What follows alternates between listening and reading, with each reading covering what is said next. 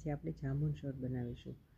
ક્યારેક બાળકોને આપણે આખા જાંબુ આપીએ તો સડેલા આવી જવાની ડર રહે છે, તો આ રીતે કરશું તો એ ડર નહીં રહે। એ માટે મેં જાંબુડાને સારી રીતે ધોઈ અને એના ઠળિયા કાઢી અને ફ્રીઝરમાં મૂકી દીધા હતા। તો હવે એને આપણે એક મિક્સર જારમાં થોડા લેશું। એની અંદર 2 ચમચી ખાંડનો પાવડર નાખીશું, આની અંદર થોડુંક સંચળ પાવડર નાખીશું। આ એક ખૂબ જ હેલ્ધી ડ્રિંક છે અને આને ઠંડી જ સર્વ કરવી। સંચળ પાવડર નાખી દીધા પછી એમાં થોડું લીંબુ નીચોવીશું। લીંબુ તમારી જરૂરિયાત મુજબ, પણ લીંબુ નાખવાથી ટેસ્ટ ખૂબ સારો આવે છે, એટલે સ્કીપ ના કરશો, એનાથી જાંબુની તુરાશ જતી રહે છે।